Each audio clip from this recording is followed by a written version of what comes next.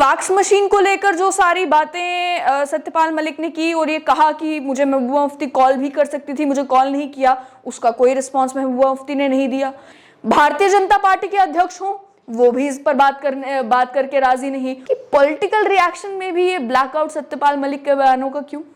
जम्मू कश्मीर के पूर्व गवर्नर सत्यपाल मलिक का एक्सप्लोसिव इंटरव्यू, उसके बाद कई सारे लोगों ने यह सवाल खड़ा किया कि आखिर मीडिया में ये कवर क्यों नहीं हो रहा। मीडिया यानी कि main stream media, digital media की बात ना की जाए, सोशल मीडिया पे अच्छी खासी कवरेज मिली है, एक एक बयान को एनालाइज किया गया है, एक एक बयान पे सवाल खड़े किए गए हैं, सब कुछ डिजिटल मीडिया पे हुआ है।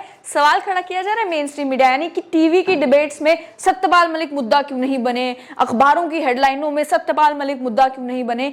लेकिन एक और सवाल अचानक से आज जब मैं ये सारे बयान देख रही थी, ये सारी खबरें पढ़ रही थी, तो मेरे दिमाग में भी आया और जनता के दिमाग में भी आया ही होगा कि सत्यपाल मलिक ने बात की जम्मू कश्मीर की, मुद्दे उठाए जम्मू कश्मीर के, पुलवामा हो या फिर फैक्स मशीन हो, सारी बातें जम्मू कश्मीर के रिलेटेड की और उन्हीं पर बवाल बन रहा है। तो जम्मू कश्मीर के जो पॉलिटिशियंस हैं वो खामोश क्यों हैं, यानी कि वो पॉलिटिशियंस जो किसी भी मुद्दे के ऊपर, अभी स्मार्ट सिटी की टाइलों के ऊपर तक बयान आया है, या उसके अलावा कहीं क्रिकेट के ऊपर बयान आ जाता है, कभी किसी मुद्दे के ऊपर बयान आ जाता है, इतनी बड़ी बड़ी बातें पुलवामा को लेकर हो गई, इतने बड़े बड़े बयान जो है प्रधानमंत्री को लेकर, बीजेपी को लेकर, 300 करोड़ की ब्राइब को लेकर, गिलानी को लेकर, ये सारे बयान सत्यपाल मलिक ने दे दिए। लेकिन इन सभी मुद्दों के ऊपर कश्मीर बेस्ड पॉलिटिकल पार्टीज खामोश क्यों हैं। पॉलिटिकल पार्टी से मेरा मतलब ये national conference, doctor Farooq Abdullah को आप देखेंगे हर एक मुद्दे के ऊपर उनका बयान जरूर आता है, वो कहीं ना कहीं मीडिया से बात करते हुए कोई ना कोई बात जरूर करते हैं, बीजेपी पर भी निशाना अच्छा खासा साधते हैं, लेकिन इस मामले में खामोश। उमर अब्दुल्ला ट्विटर के ऊपर काफी एक्टिव हैं और सत्यपाल मलिक के एक्शंस को लेकर पहले ट्वीट कर भी चुके हैं। आपको याद होगा कि इससे पहले जब सत्यपाल मलिक ने जब वो जम्मू कश्मीर के गवर्नर हुआ करते थे, ये कहा था कि पंचायत के चुनावों को लेकर मैं उमर अब्दुल्ला से मिला, मैं महबूबा मुफ्ती से मिला, लेकिन उन्होंने पाकिस्तान के प्रेशर के अंडर आकर पंचायत के चुनावों का बॉयकॉट किया। तो उसका रिस्पांस भी उमर अब्दुल्ला ने उस समय दिया था और ये कहा था कि सत्यपाल मलिक झूठ बोल रहे हैं। लेकिन आज उन्होंने पुलवामा को लेकर इतनी सारी बातें की, उस पर उमर अब्दुल्ला का कोई ट्वीट नहीं आया। वहीं Mehbooba Mufti recently smart city की टाइलों तक को लेकर उन्होंने बात की और अच्छी बात है, डेवलपमेंट के कामों को लेकर अगर कोई क्रिटिसाइज करना चाहता है तो उन्हें पूरा अधिकार है, पूर्व मुख्यमंत्री रह चुकी हैं। लेकिन फैक्स मशीन को लेकर जो सारी बातें सत्यपाल मलिक ने की और ये कहा कि मुझे महबूबा मुफ्ती कॉल भी कर सकती थी, मुझे कॉल नहीं किया, उसका कोई रिस्पांस महबूबा मुफ्ती ने नहीं दिया।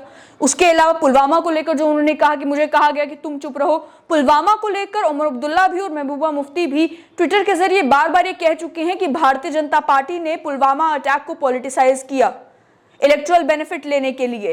ये उनके ट्विटर पर मौजूद है और अलग अलग डेट्स पर उन्होंने ये कहा भी है।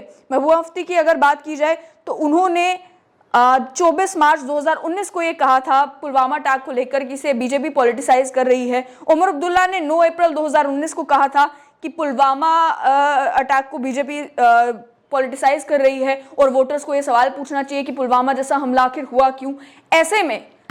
ऐसे में सत्यपाल मलिक के बयान इन पॉलिटिकल पार्टीज के लीडर्स के लिए एम्युनिशन का काम कर सकते थे, लेकिन ये कश्मीर बेस्ड पॉलिटिकल पार्टीज के लीडर चुप्पी साधे हुए क्यों हैं। इन्होंने ना सत्यपाल मलिक के बयानों को सीरियसली लिया, ना उन पर कोई रिएक्शन दिया। यानी कि जिन मामलों को लेकर नेशनल लेवल पर सत्यपाल मलिक ये कहते हैं मुझे लगा था डिबेट होगी, लेकिन देखने को नहीं मिली, उन मामलों में जम्मू कश्मीर में भी चुप्पी, हालांकि मामले सारे जम्मू कश्मीर के रिलेटेड ही थे। फैक्स मशीन वाले फियास्को को लेकर जम्मू कश्मीर में चुप्पी, ना महबूबा मुफ्ती का कोई बयान, ना उमर अब्दुल्ला का कोई बयान, ना कश्मीर बेस्ड पॉलिटिकल पार्टी के लीडर्स का कोई बयान देखने को मिल रहा है। मीडिया के मामले में बहुत आसान है कहना, गोदी मीडिया, ये दिखाना नहीं चाहते, ये सच बताना नहीं चाहते, ये बात कहना नहीं चाहते, ये वो बात कहना नहीं चाहते, ये इस मामले में डिस्कशन करना नहीं चाहते। लोग भी कमेंट्स में लिख देंगे कि भाई गोदी मीडिया है इसलिए इस पर चर्चा नहीं हो रही। लेकिन आप भी ये सवाल जरूर पूछें कि आप जिन लोगों को वोट देकर अपना नुमाइंदा बनाते हैं उन्हें किन मुद्दों के ऊपर बातचीत करनी चाहिए। या तो फिर बात यह है कि सत्यपाल मलिक की बात को सीरियसली नहीं लिया जा रहा, क्योंकि जैसे कि मैंने कहा उमर अब्दुल्ला भी पहले कह चुके हैं कि सत्यपाल मलिक झूठ बोलते हैं, पंचायती चुनावों को लेकर उन्होंने झूठ बोला।